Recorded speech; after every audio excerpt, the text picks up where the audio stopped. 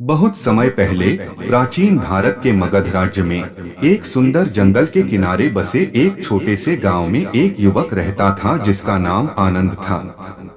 आनंद हमेशा चिंतित और परेशान रहता था। उसके पास सब कुछ था, एक प्यारा परिवार, खेती करने के लिए जमीन और अच्छे दोस्त, लेकिन फिर भी वह हमेशा भविष्य की चिंताओं और अतीत के पछतावों में उलझा रहता था। एक दिन गांव में यह खबर फैली कि गौतम बुद्ध पास के विहार में ठहरे हुए हैं और प्रवचन दे रहे हैं। आनंद ने सोचा, अगर मुझे शांति और मस्त रहने का तरीका कोई सिखा सकता है तो वह बुद्ध होंगे। बुद्ध से मुलाकात। अगली सुबह आनंद विहार पहुंचा। वहां वह देखता है कि लोग ध्यान कर रहे हैं और बुद्ध शांति से बैठे हुए हैं।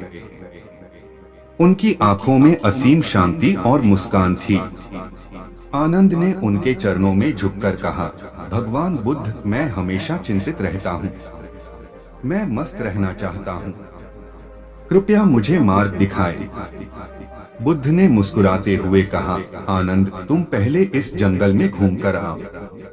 जो कुछ तुम देखो अनुभव करो और फिर मेरे पास लौटो। आनंद ने बुद्ध की बात मानी और जंगल में चला गया। प्रकृति का संदेश। जंगल में आनंद ने कई चीजें देखी, पंछियों का चहचहाना, नदियों की कलकल, सूरज की रोशनी पत्तों पर पड़ती हुई और हवा की हल्की सरसराहट। उसने देखा कि पेड़ बिना किसी चिंता के बस खड़े रहते हैं। नदियां निरंतर बहती रहती हैं, बिना यह सोचे कि आगे क्या होगा। जब वह वापस बुद्ध के पास पहुंचा, तो बुद्ध ने पूछा, आनंद, तुमने क्या सीखा? आनंद ने जवाब दिया, भगवान, मैंने देखा कि पेड़, नदियां और पक्षी सब अपने अपने स्वभाव में मस्त रहते हैं। वे न अतीत के बारे में सोचते हैं और न ही भविष्य की चिंता करते हैं। बुद्ध ने कहा, तुमने सही समझा।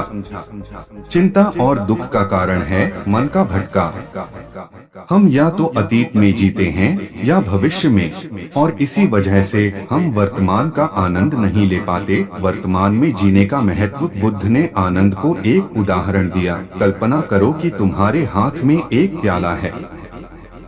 अगर तुम उसे कसकर पकड़ोगे तो वह टूट सकता है, लेकिन अगर तुम उसे हल्के हाथ से थामोगे तो वह सुरक्षित रहेगा। इसी तरह जीवन को हल्के और सहज तरीके से जीना चाहिए। आनंद को धीरे धीरे समझ आने लगा कि जीवन को हर पल जीने की कला में ही सच्चा आनंद छिपा है। मस्त जीवन के सूत्र। बुद्ध ने आनंद को 3 प्रमुख सूत्र बताए। वर्तमान में जियो, जो पल अभी है वही तुम्हारे जीवन का सबसे महत्वपूर्ण पल है। स्वीकृति, जीवन में जो कुछ भी हो रहा है उसे स्वीकार करो।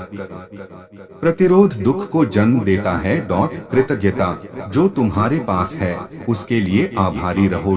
आनंद का परिवर्तन। आनंद ने इन सूत्रों को अपनाना शुरू किया। उसने हर सुबह सूरज की किरणों का आनंद लेना शुरू किया, हर भोजन के स्वाद को महसूस किया और हर छोटी चीज के लिए आभारी रहने लगा। धीरे धीरे उसकी चिंताएं कम होने लगी और वह सचमुच मस्त रहने लगा।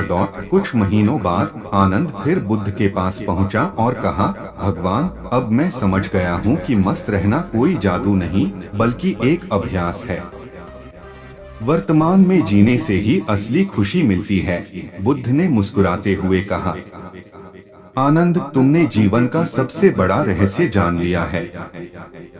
हमेशा मस्त रहो, क्योंकि यही जीवन की सच्ची संपत्ति है। निष्कर्ष, यह कहानी हमें सिखाती है कि मस्त रहने का रहस्य अतीत की गलती और भविष्य की चिंता छोड़कर वर्तमान को पूरी तरह जीने में है। जब हम अपनी सोच को नियंत्रित करते हैं और आभारी रहते हैं, तब हमें जीवन का असली आनंद मिलता है। जियो, मुस्कुराओ और हमेशा मस्त रहो।